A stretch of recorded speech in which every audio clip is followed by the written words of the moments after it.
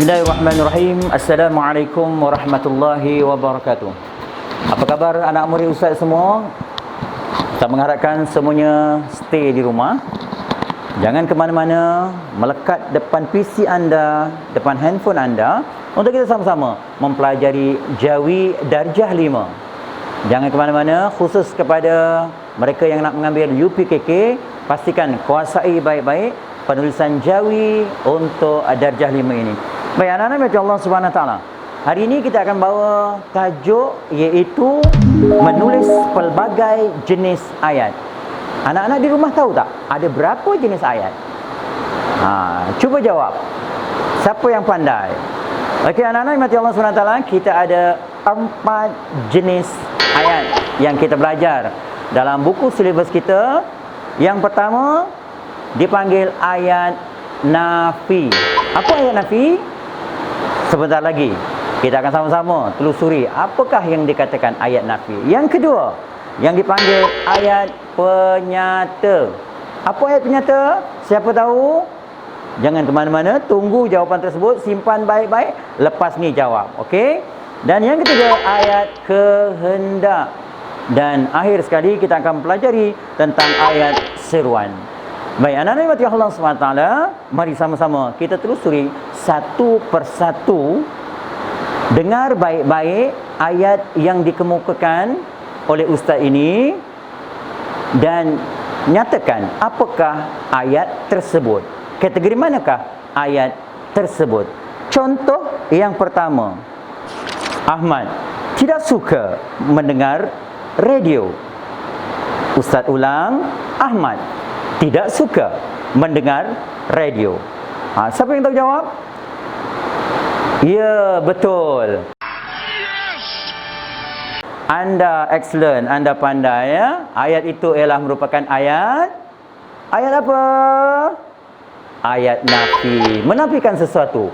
Bermakna ayat nafi ialah sesuatu ayat yang menafikan daripada perlakuan tersebut. Dia menolak berlakunya perlakuan itu. Itu dipanggil ayat nafi. Untuk ayat seterusnya, kita lihat satu ayat, iaitu ayat penyata. Apa yang dikatakan penyata? Contoh-contoh. Siapa yang boleh bagi contoh? Cuba nyatakan ayat contoh macam mana ayat penyata ini. Ya, sudah ada yang menyebut tu, pandai. Tapi ingat, sebelum itu pastikan anda tulis dengan baik. Ejaannya kena betul, kerana markah yang akan anda perolehi daripada UPKK nanti adalah melalui ejaan anda yang betul. Okey, contohnya, okey, kebersihan itu sebahagian daripada iman. Kebersihan itu sebahagian daripada iman.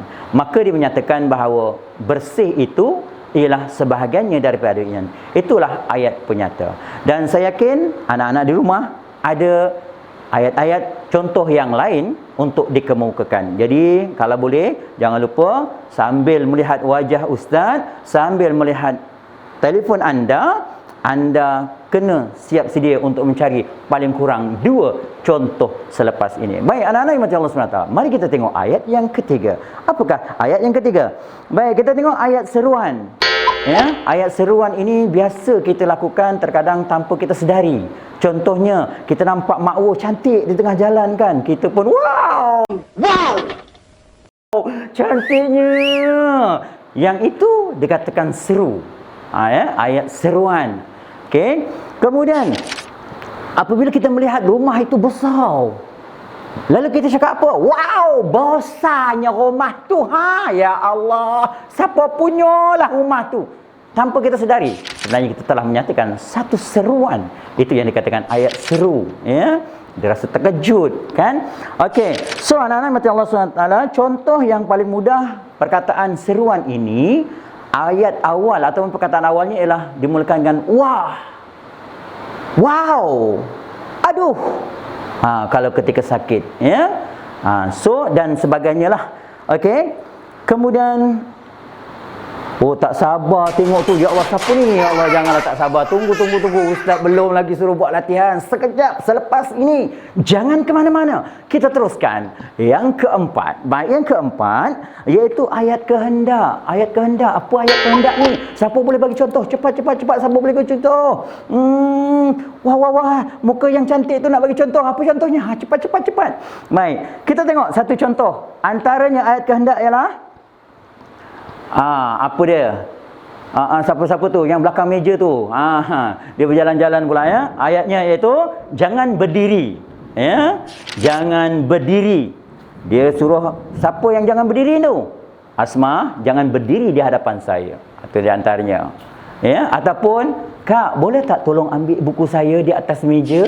Itu kehendak. Dia menginginkan sesuatu, dia berkehendakkan sesuatu, lalu dia mengarahkan seseorang untuk membantu, menolong dia. Itu dikatakan ayat kehendak. Wah, semua sudah expert ya. Kita telah mengetahui 4 jenis ayat. Mudah-mudahan 4 jenis ayat ini anda tulis dengan baik dan pastikan anda selalu membuat latihan mengeja dengan betul. Mudah-mudahan anda akan menjadi pelajar yang cemerlang. InsyaAllah, jangan ke mana-mana. Kita akan jumpa lagi pada episod yang akan datang. Sekian, wabillahi taufiq wal hidayah. Assalamualaikum warahmatullahi wabarakatuh.